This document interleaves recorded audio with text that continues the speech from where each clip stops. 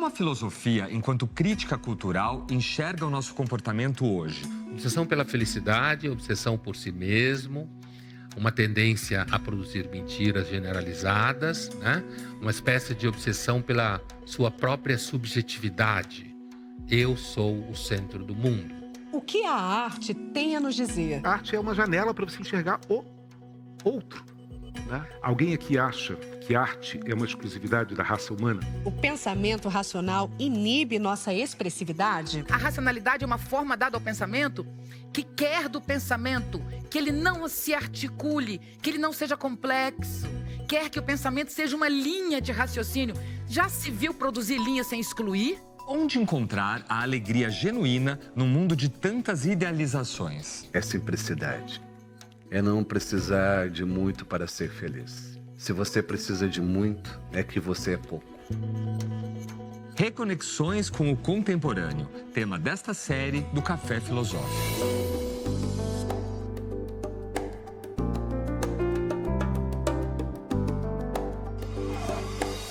8 bilhões de pessoas, avanços tecnológicos, sociedades complexas. Não há como negar, a civilização permitiu que a humanidade alcançasse grandes feitos. Mas tudo isso não veio de graça. A lógica que sustenta a própria ideia de civilização também trouxe muita dor, angústia e sofrimento. Para se constituírem, as civilizações ocidentais se basearam na racionalidade lógico-causal. Mas seria essa a única forma de pensamento possível? Seria essa a melhor forma para viabilizar e favorecer uma vida boa? O que é a civilização? A civilização é o que o humano fez aqui nessa coisa que se chama Terra.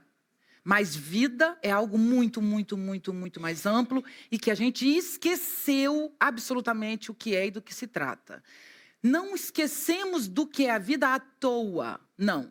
E nem muito menos há uma teoria conspiratória que alguém maldoso foi lá e fez a gente esquecer a vida. Não, não tem nenhuma teoria conspiratória. Mas a lógica civilizatória, segundo Nietzsche, é sempre uma negação da vida. Então, quando a gente olha a história da civilização, a gente percebe esse afastamento do corpo, dos afetos, em nome de uma abstração e de uma intelectualização. Nós temos intelecto demais, eu falo. E as pessoas falam, como assim? A gente precisa de mais intelecto. Não, as pessoas estão confundindo intelecto com inteligência. Não, não. Intelecto, excessivamente, como eu quero dizer, é reduzir o mundo à configuração do mundo, à interpretação do mundo. É reduzir a vida àquilo que o nosso cérebro, não só o nosso cérebro, nosso intelecto, é capaz de produzir, né? Então, é como se a gente conhecesse o mundo, tivesse um contato com o mundo, e a primeira vez que a gente tem esse contato, a gente fotografa o mundo na memória. E depois a gente não se relaciona mais com o mundo, só com a memória. Isso vai produzindo uma fraqueza humana inacreditável, imensa, que vai gerar o quadro de exaustão psíquica que nós vivemos hoje. Nós temos hoje uma civilização medicada, suicida, deprimida, que se automutila. Eu falava isso há 15 anos, 18, 20 anos atrás, mas isso era uma projeção que hoje é um fato. Michel Foucault é o cara que disse que o Marx foi capaz de entender o que é exploração de um sobre outro. Mas o Michel Foucault dá um passo além e diz: a exploração é um modo de exercer poder, mas Marx não entendeu o poder. Então, o que o Michel Foucault diz é que poder é afirmativo, vida como vontade de potência. Se eu não exercer poder agora, como eu estou exercendo, olha que delícia, eu olho para vocês, todo mundo está olhando para mim, olhando e prestando atenção, mas vocês poderiam não estar prestando atenção se eu não estivesse sendo capaz de atrair atenção. E se vocês não tivessem atraídos pela minha atenção, pelo poder que eu exerço, seria desagradável, porque eu estaria sendo chata. Então, o poder não é negativo, o poder é afirmativo. Só que essa afirmação pode estar vinculada à exploração capitalista. Quando a gente está falando do poder como exploração, Aí a gente entende, diz o genial Foucault, que o poder tem suas tecnologias.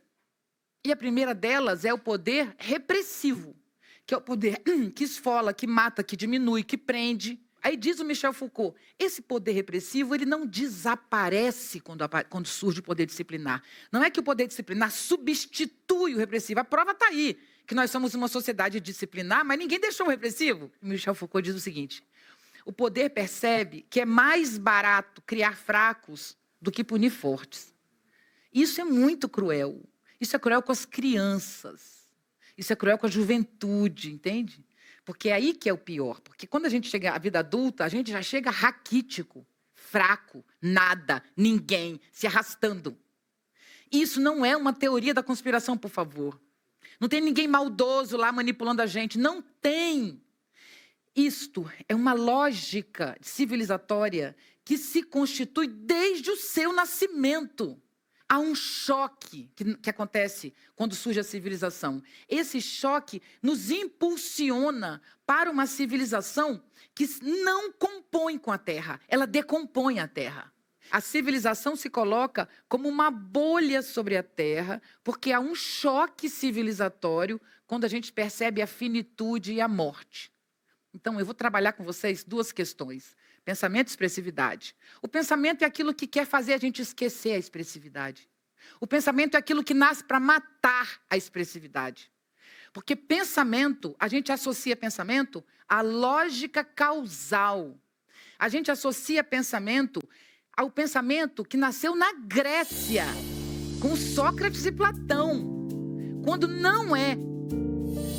O humano não é um animal racional. A racionalidade é um contorno moral dado ao pensamento. É uma forma dada ao pensamento que quer do pensamento que ele não se articule, que ele não seja complexo. Quer que o pensamento seja uma linha de raciocínio.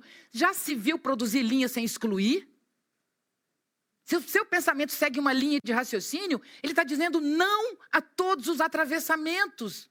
O que é verdadeiro, o que não muda? Mas tudo muda. Se tudo muda e a gente busca o que não muda, a verdade é moral. Ela é um acordo de cavalheiros. Por isso que ela muda eternamente na ciência. Então, quando a gente fala de pós-verdade hoje, a gente acha que perda. Não é perda nenhuma. A sociedade em rede só nos traz ganhos. Porque o modelo horizontalizado que a gente construiu, o modelo simultâneo e não sucessivo em linha, é o que permite que negros, por exemplo, hoje, sejam vistos, porque eram excluídos e colocados no lugar de servidão. As mulheres sejam vistas em sua sexualidade, em sua liberdade. A transexualidade seja vista como beleza ou coisa linda. É essa possibilidade de pegar masculino e feminino e misturar. Porque a razão, ela acha que tem que ter de um lado o bem e do outro o mal. Onde já se viu isso? Quem é que sabe onde começa o mal e termina? A gente sabe que bem e mal existem, é óbvio que existe o bem e o mal. Agora, onde começa um e termina, não, meu bem. O desafio seu, meu e de qualquer humano é exatamente esse. É que bem e mal se misturam. Essa racionalidade que nasceu na Grécia, ela tem como função separar o bem e o mal. O mal está aqui e o bem está aqui. Lógico, o mal está do lado dos negros, das mulheres. O bem está do lado dos homens, dos brancos. A gente sabe isso já. Agora, falar desse pensamento colonizado, colonizador, sem criticar a razão, é chover no molhado, né, gente? Eu continuo dividindo o bem e o mal e acho que o meu pensamento não é colonizado. É colonizado. É colonizado. Porque o que colonizou o pensamento foi a racionalidade socrático-platônica. Porque a racionalidade socrático-platônica, ela está inserida na gramática. A gramática me obriga a opor o bem e o mal. Eu não tenho opção de não opor o bem e o mal. Eu não tenho opção de não buscar a verdade, o que não muda, porque a lógica causal que nasce com Platão, com Sócrates e tal, ela, com Aristóteles, ela vai se estruturando como se o pensamento fosse isso, né? E não é, gente, não é. No próximo bloco... Se você não valoriza o erro, como você vai saber onde está o seu acerto?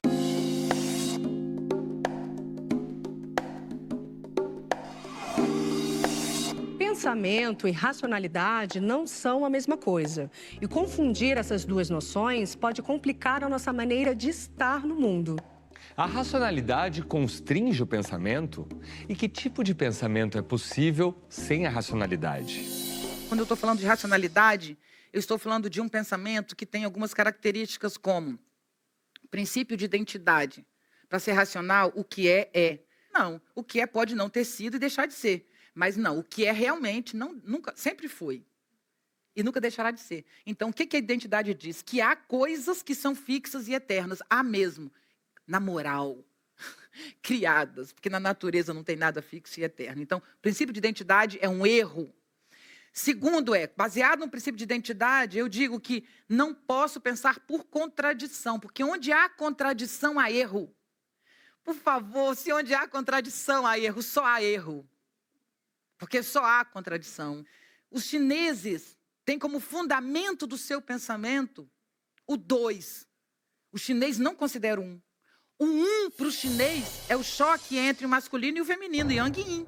O pensamento para o chinês, ele tem que partir do movimento, você entende? O pensamento para o ocidental, ele tem que partir do que não muda do que é fixo. Por isso a gente excluiu o pensamento chinês. Mas o pensamento africano está na mesma estrutura, tá, gente? A mesma coisa. Porque toda civilização que tem múltiplos deuses, ela trabalha com choques de multiplicidade. A gente não exclui só o pensamento africano. A gente tem que resgatar porque ele nos potencializa. Mas nós também esquecemos o chinês, o indiano, né? A gente acha que o mundo começa no Ocidente. É muito incrível. A gente apaga. Então, de onde vem o pensamento piramidal? Esse pensamento lógico-causal? Dos 3 grandes monoteísmos, que são recentes na história da humanidade. Porque a história da humanidade é feita por politeísmos. Princípio de identidade, o que é? Princípio da não contradição é dizer que eu não posso ser contraditório, olha que saco.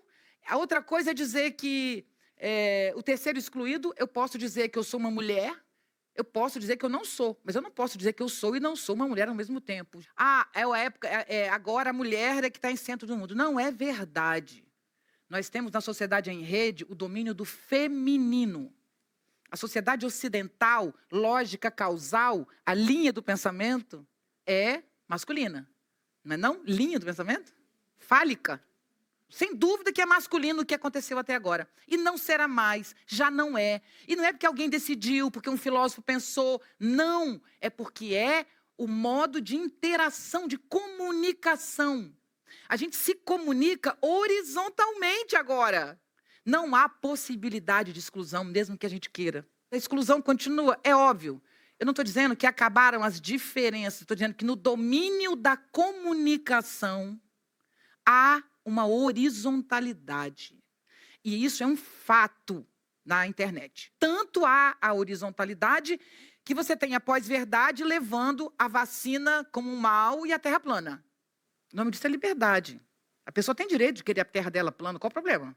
Claro que isso, nesse momento atual, é tenso. Porque no momento atual, a gente vive um caos entre modelos. E isso é muito grave, tá? Mas não considere o caos contemporâneo. Considere apenas um modelo horizontalizado com essa liberdade. Então, nós temos um contemporâneo marcado por um pensamento lógico, causal, racional, polarizado. O modo como nós estamos adoecidos pela falta de singularidade, pela falta de expressividade e, em consequência, de um modelo lógico-racional que nos faz acreditar que somos sujeitos da ação. Nós somos assujeitados da ação.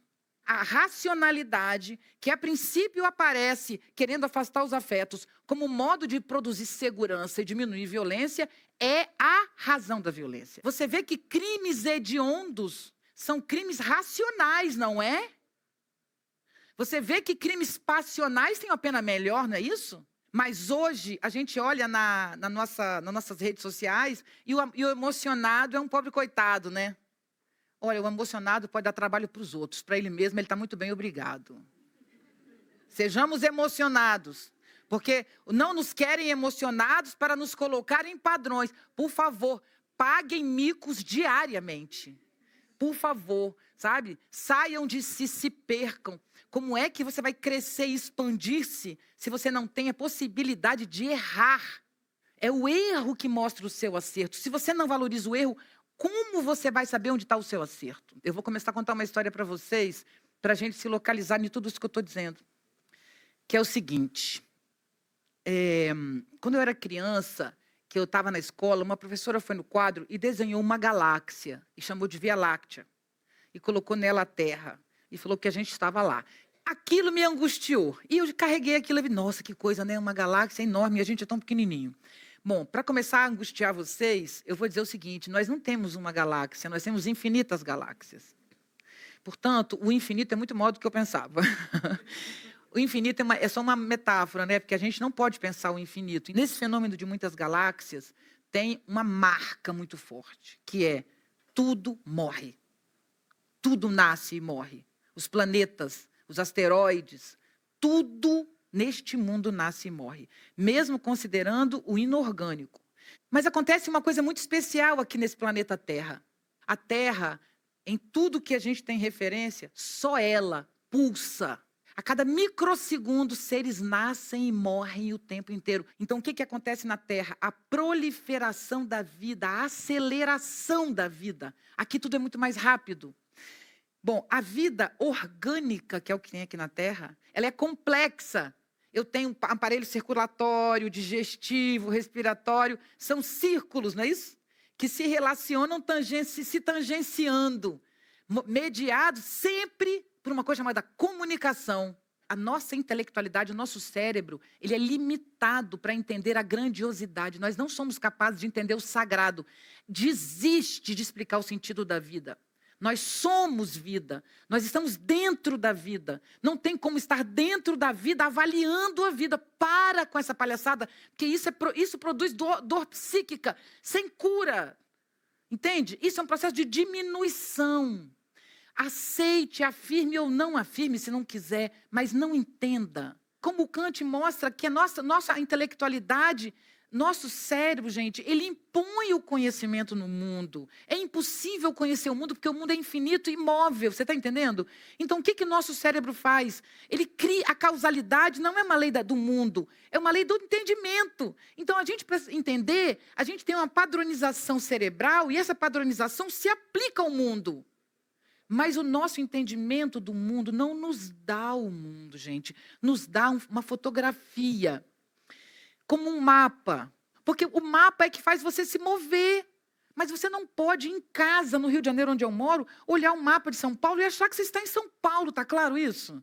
Então, o entendimento, a razão, é um padrão que foi construído para a gente aplicar ao mundo e se localizar. Então, para viver em grupo, tem essa coisa. Agora, gente, as regras, os modelos, as ordens, as lógicas, elas são superficiais. Elas são necessárias para a articulação da civilização. Mas nós não viemos aqui para isso. Estar na civilização é se diminuir, é óbvio, gente. E é bom que você se diminua. E é bom que você ensine a seu filho a se diminuir. Tem que se diminuir. Agora, não é porque eu me diminuo que eu não vou expandir. Qual é o lugar na civilização onde você vai lá expandir? Onde você quebra tudo? Não tem. Aí nos fazem robôs.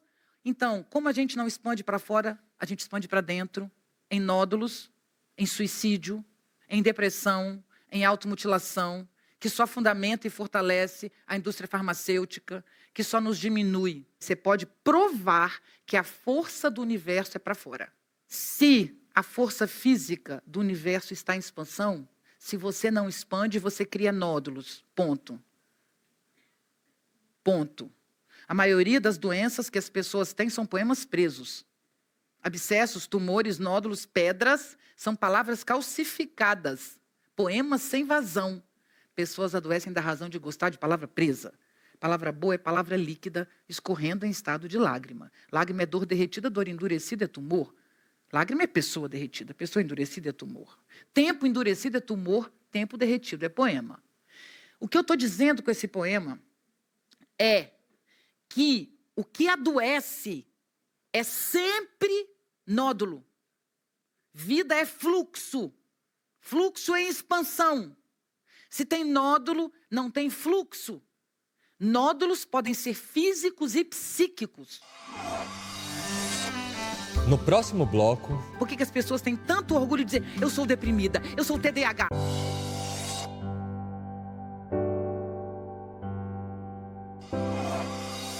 Segundo a filósofa Viviane Moser, a lógica da civilização, fundamentada na razão, nos levou a estarmos hoje perante sociedades adoecidas. diante desta percepção, que outros caminhos seriam possíveis? Como sair disso?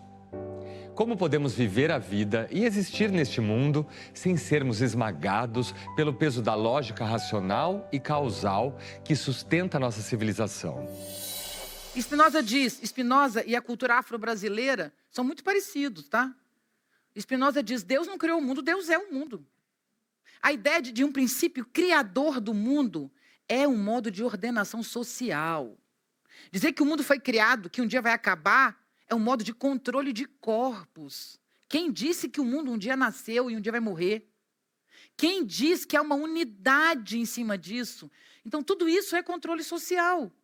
Então, diz Spinoza, Deus não criou o mundo, Deus é o mundo. Deus é uma ação complexa, mas essa ação é movida por forças. Todas as formas que tem no mundo, de pessoas a plantas a bichos, todas essas formas são visibilidades dessa força infinita que ele chama de Deus. Então, nós somos a manifestação finita do infinito que é Deus. Então, cuidado com o que você pensa e diz. Porque nós somos a vida falando. A vida queria se ver no espelho e produziu forma. Mas a vida queria saber quem ela era e produziu forças que somos nós que falam. A nossa grandiosidade é que a gente vê o mundo. A vida não se vê. Nós somos a vida se vendo. Então, parte do desequilíbrio ambiental é o nosso modo exploratório de produzir CO2, tudo isso. Mas não é só isso, na minha opinião romântica. Não é só isso. É que nós odiamos a vida.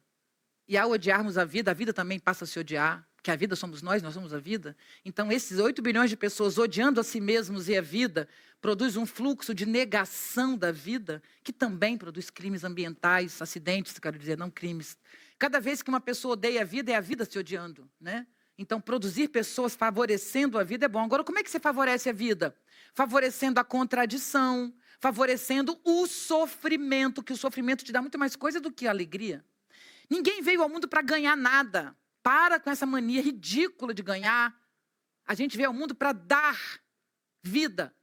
A gente recebe e dá. Então, eu estou caminhando para a expressividade.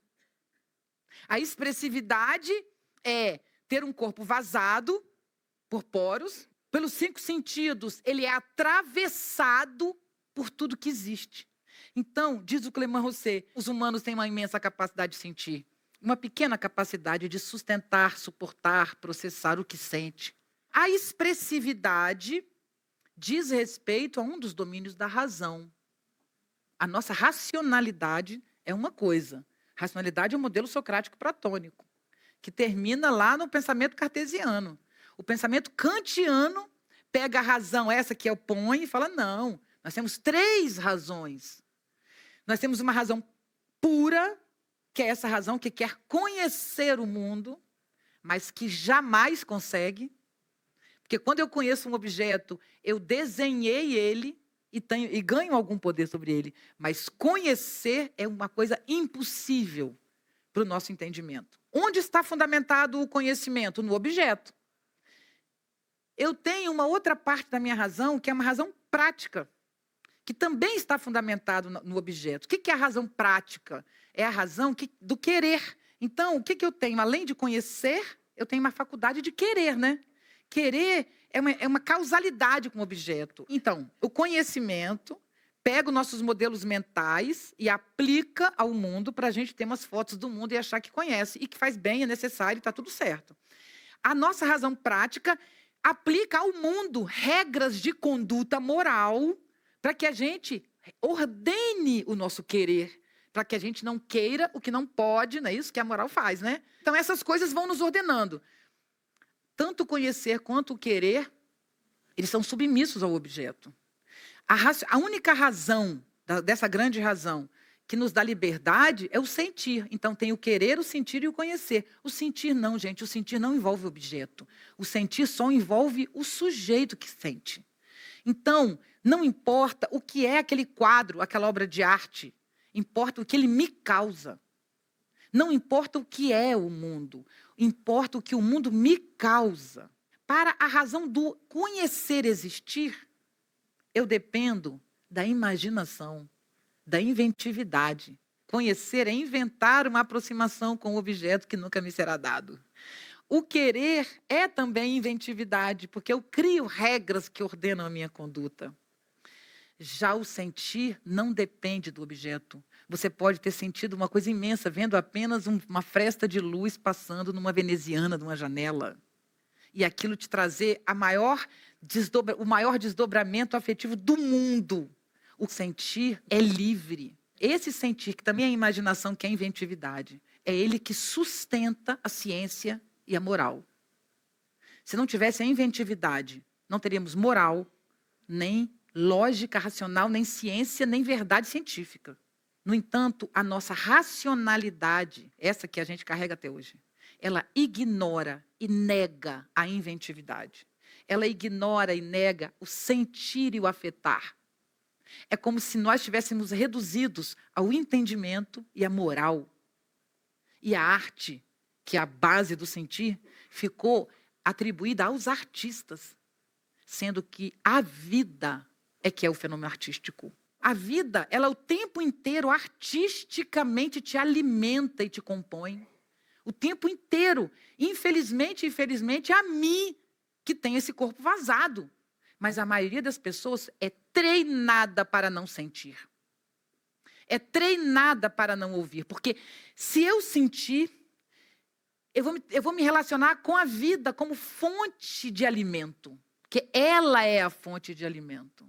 E eu uso como referência, eu estava falando do Spinoza e falei do pensamento africano, que é o seguinte: se eu digo que o mar é Iemanjá, eu entro no mar para me relacionar com uma deusa. Se eu digo que o vento é Yansan, o vento para mim é uma deusa. Então, se o vento é uma deusa, ele me potencializa mais do que o Rivotril. O Rivotril é o não mar. O Rivotril é o não vento. Quando eu digo que eu sou filha de Yansan, eu não tenho uma tradição do candomblé ou da Umbanda. Não tenho. Minha família não tem nada disso. Mas não precisa ter, não. A gente pode aprender coisas, entende? Aprender coisas valiosas como essa.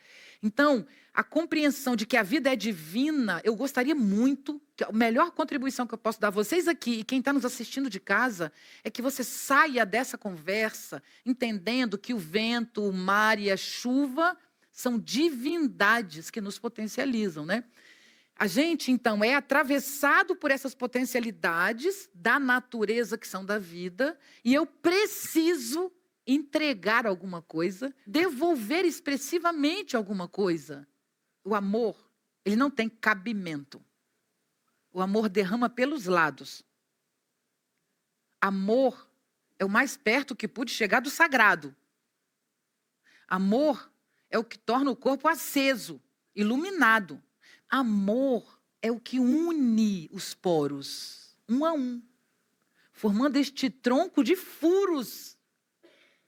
Somos feitos de falhas, vazados por microvazios.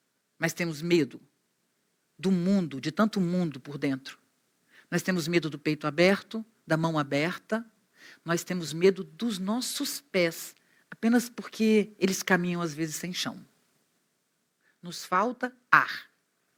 Precisamos aprender a respirar fora da bolha civilizatória. É preciso abrir as mãos. É preciso abrir o coração, enquanto há tempo. Nós ainda estamos aqui, provisoriamente. Provisoriamente. Ainda, amanhã podemos não estar. As festas de rua, o trânsito lento, os banhos de mar continuarão sem mim. Então, que o meu rastro, em forma de culto e de reza, em forma de mantra e de música, seja o registro de um amor incondicional pela vida, caramba, a esta vida, sofrida, contraditória, esta. Mas nós não queremos isso. Eu não quero esta vida, esta das galáxias, da expansão, essa vida que nos faz sofrer, essa vida que tem choque. Eu não quero. Não quero, resolvi que eu não quero. Aí, o que eu faço? Eu crio uma outra vida, que se chama civilização, e coloco aqui. Então, ao invés de você lembrar que você nasceu não sabe por quê, que você vai morrer não sabe quando, que a sua vida não está no seu controle, que você vai ter celulite, ruga, vai engordar, vai emagrecer, vai ficar triste, vai ficar alegre, mesmo sendo rico, poderoso e famoso. Ser rico, poderoso e famoso não diminui a sua dor psíquica em nada. O nosso modo de ordenação é: eu não quero ver a finitude, eu não quero ver a indeterminação, eu não quero ver o barulho das galáxias, né? O barulho do silêncio da existência. Eu não quero nada disso. Então eu preciso ter muita fama, muito dinheiro, muito sapato, muita roupa, me tornar um idiota. De verdade, um idiota. A serviço sim, daquela exploração marxista. A serviço de um lucro, né? Então, todos queremos agradar alguém que quer agradar alguém que quer agradar alguém. Não tem ninguém no fim para agradar. Tem, sim, alguém para agradar. A máquina do lucro, que te consome todos os dias e te engole, né?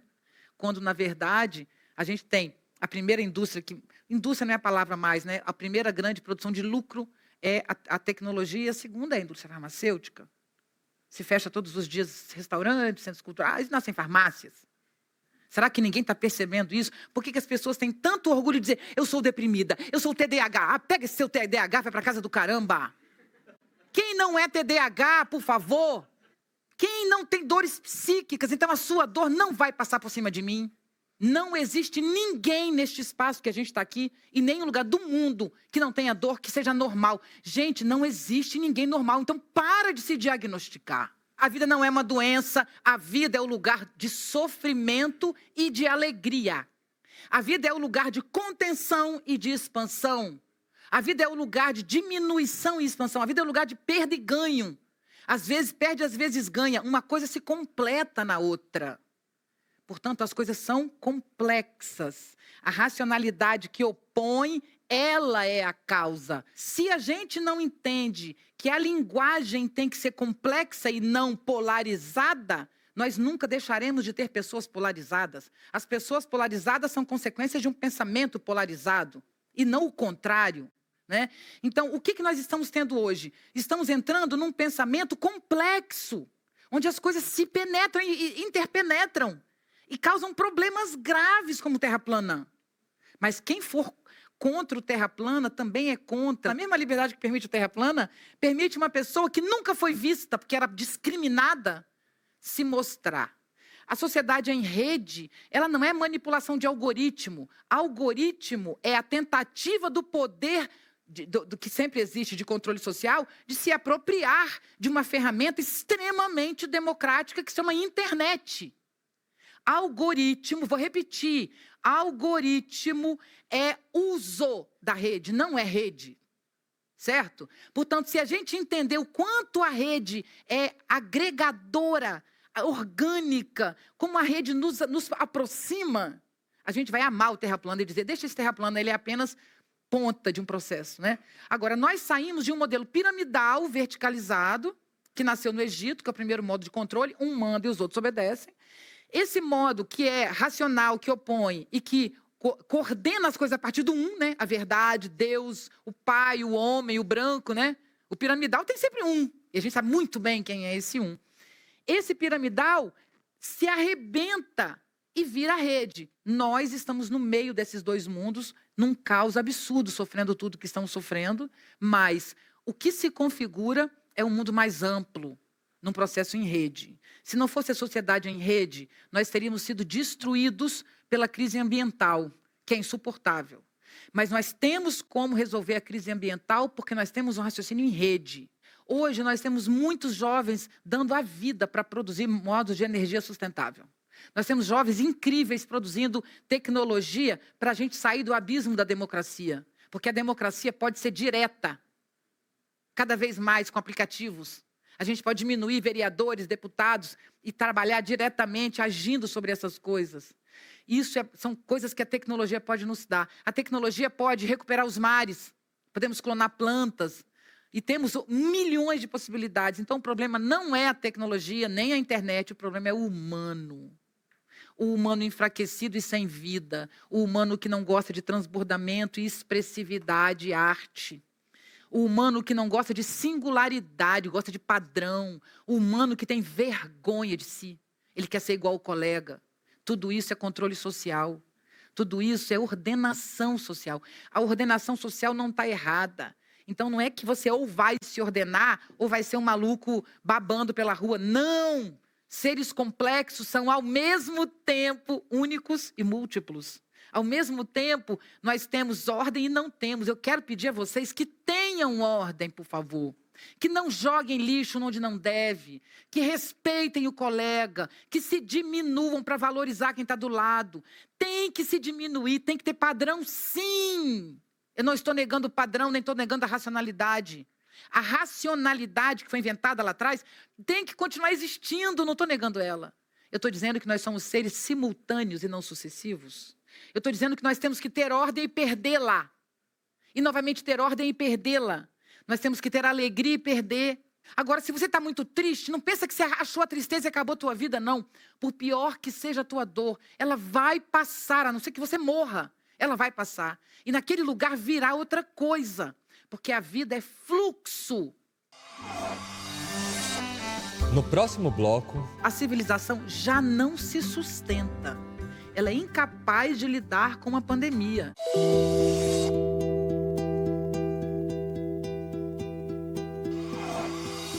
A sociedade está em profunda transformação.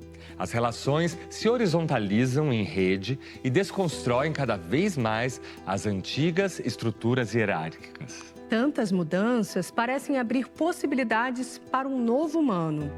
Quem seria ele? Como ele vai se constituir? E como nós, que estamos vivendo nessa transição, tanto do humano quanto da sociedade, podemos lidar com tamanhas transformações? A expansão que estamos vivendo hoje em sociedade está doendo muito na gente, mas é uma expansão.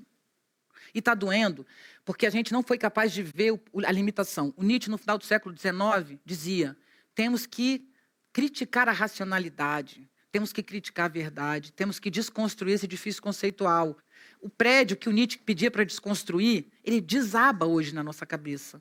Então, nós temos muitos sofrimentos mesmo. O contemporâneo é extremamente sofrido. Vivemos um momento dificílimo. O índice de suicídio entre crianças subiu 40% no Brasil. Crianças de 5 a 14 anos se matam diariamente, tentam e não conseguem, muitas conseguem. O suicídio de jovens é a segunda razão de morte no mundo. O número de pessoas hoje deprimidas é enorme. Não acredite na depressão, não acredite nisso. Isso é uma invenção, isso é controle social. O que você tem não é depressão, é sofrimento, meu bem. É dor. Não permita que diagnósticos determinem a sua vida. Não saia por aí catando diagnóstico para se justificar. Você um dia nasceu, um dia você vai morrer, e essa é a sua responsabilidade. E muito obrigada por enquanto.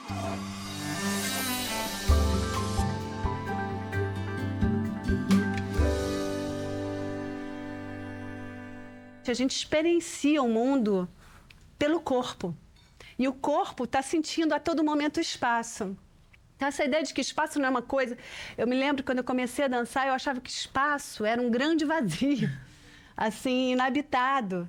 E não é, ao contrário, espaço é o que a nossa experiência faz dele. A gente vai construindo espaço pela experiência. Na verdade, o pensamento se organiza do mesmo jeito que o corpo se organiza. Não são duas coisas separadas. Então, se o corpo se organiza de uma certa forma, ele se acostuma a certos procedimentos, o pensamento também segue esses procedimentos. A Dani traz uma coisa ali, que era o que eu ia dizer e acabei não dizendo. É muito interessante isso, que é o seguinte: o pensamento, no nosso caso, que eu falei, pensamento e expressividade. O pensamento, que a gente chama de pensamento, esse pensamento lógico causal, essa porcaria que a gente acabou herdando e que está até agora aqui, é um pensamento da abstração. É o pensamento que é mais valorizado quanto mais ele se torna abstrato. Quanto mais ele se afasta do corpo, né? Que pensar é não sentir. Né? Você está muito emocionado, não adianta conversar com você. Não é assim que a gente faz? Ser racional é não se emocionar. Então, esse pensamento racional é típico nosso, humano, porque ele é feito por palavras. Sendo que palavras, nós temos um dicionário e uma gramática, né? Com a gramática e o dicionário juntos, você tem o mundo todo. Mas o mundo todo não cabe numa gramática e num dicionário. Então, a linguagem, ela reduz o mundo. E precisa. Senão, você não consegue se comunicar. O pensamento racional usa isso. O que a Dani está dizendo? É que o corpo pensa espacialmente. Gente, isso é tudo que eu queria dizer, é o que ela está dizendo ali. Isso é a síntese do que eu estou dizendo. Porque eu estou aqui para falar para vocês de um novo ser humano e de um novo pensamento. É isso que é a razão dessa fala. Nós estamos à beira de um novo humano. Um humano que consegue pensar e sentir. Então, diz o Nietzsche que o pensamento ele só se torna racional por uma necessidade de controle social, diz o Nietzsche, que é, o humano é um animal que não tem grande potência, não tem grande chifre, não corre muito como os outros. Então, o que fez ele sobreviver? A capacidade de viver em grupo, que um protege o outro. Então, nós só vivemos por causa do grupo, um descansa e o outro cuida. Só que viver em grupo exige comunicar-se. E para comunicar-se em grupo, tem que padronizar. E aí vai chegando e tal. Só que, diz o Nietzsche, quem realmente pensa na gente é o corpo, gente. É o corpo que pensa. Então, prestem atenção nas falas dos seus afetos. Nós estamos caminhando para um novo ser humano.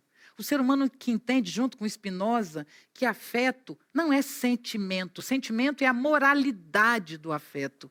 Afeto é o modo como você afeta e é afetado. Então, o corpo se coloca no espaço, não foi isso que ela falou?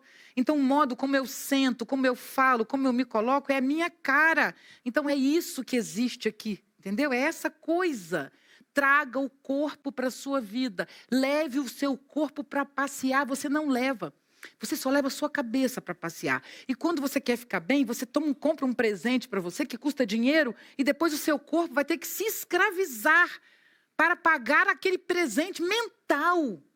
Quando você tomar um banho de mar, quando você realmente entende que você é o mar quando entra nele, talvez você não precise de tantos presentes mentais. Porque se você no vento é o vento, você deixa de ser você. O que é erotismo? É quando você se perde de si por alguns instantes, na dança, no sexo, na arte. Então, você quer saúde? Ponha o seu corpo para dançar. Tem uma pergunta na internet, veio do Del, que diz assim, a grande vida é totalmente diferente da civilização, que é contra a natureza. E a pergunta que ele faz é, dito isso, como estamos inseridos na civilização, como aprender com a grande vida? Então, a civilização hoje, ela está sendo arrebentada pela vida, né? Então, como eu disse, isso é interessante, porque não precisa a gente sair daqui como militante para acabar com a bolha mais, entende? Não precisa, não. Você precisa proteger sua cabeça para que restos de mundo não caiam sobre ela e te desabem. Eu estou falando de crise ambiental, por exemplo. Eu estou falando que você tem que tomar cuidado onde você vai, né? Você tem que tomar cuidado com o mar, com o vento, com a chuva. A gente não pode mais aceitar qualquer vento e achar que está tudo bem, né? Então, nós estamos, sim, numa crise ambiental gravíssima e ela diz respeito à vida tomando conta da civilização, né? O mar tomando conta da cidade. Então, já está havendo uma invasão de vida na civilização. A civilização já não se sustenta. Ela é incapaz de lidar com uma pandemia. É uma civilização pronta a ter pandemias. Então, não tenham dúvidas. Nós vivemos um risco de extinção. Mas isso não vai acontecer, na minha perspectiva, porque nós somos seres que se autoconstroem muito rapidamente, né? Então, creio que a gente ainda vai passar dificuldades imensas. Cuidado para você não ser vítima delas, né? Entende? Quero dizer, tomara que não, mas a gente pode ter novas pandemias e elas podem durar não 2, elas podem durar 10 anos. É o que eu digo para você para te potencializar ali? Eu digo assim, olha, primeiro cuide para que você não seja destruído pela crise ambiental e pela doença psíquica. Ela também é a mesma coisa. Então, o adoecimento psíquico é um modo de controle social e a gente precisa potencializar a nossa vida. E aí eu digo para finalizar, meus amores, quando vocês nasceram, e eu também, o mundo já existia, com todos esses conflitos. Quando a gente for embora, ele vai continuar. Eu, enquanto estou viva, porque eu afeto e sou afetada pela vida o tempo todo. esse afetar e ser afetado pela vida, me faz agir. Eu estou aqui não só porque eu gosto do Café Filosófico, eu estou aqui porque eu quero contribuir. E isso me faz bem, doar o meu conhecimento. Então, isso me faz bem. Mas, de verdade, eu não sou responsável pelo mundo e pela merda que está acontecendo no mundo. Então, eu vou viver a minha vida mesmo que o mundo esteja desabando, tá claro? Ninguém vai tirar a sua vida. Você não pode deixar de viver porque o mundo está desabando. Você não pode se deprimir porque o humano é um otário. Ai, daí se o mundo é um otário? É a única chance que você tem, até onde a gente sabe, é essa vida. Você não tem garantia de outra. Então, por favor, viva a sua vida. Não se deixem abater pela destruição do mundo. Isso é um processo que está além da nossa compreensão. Faça o teu papel, mas seja alegre, por favor. Viva a tua vida. Porque pessoas alegres mudam o mundo. Pessoas deprimidas, no sentido civilizatório, são exatamente as manipuladas. Alegria não é ser fofo, ganhar um presente, amar e estar apaixonado. Alegria é estar cheio de vida. Estar cheio de vida é estar cheio de contradições, inclusive de sofrimentos. Você não está sem vida quando está sofrendo. Você está sem vida quando não sente nada. Então, sinta, por favor. Inscreva-se no canal do Café Filosófico CPFL no YouTube. E siga nossas redes sociais para mais reflexões. O que marca você? É o teu erro, gente, entendeu? É o erro que você é que te dá singularidade. Então, romper a bolha civilizatória é abrir mão do padrão do que você deve ou não deve ser.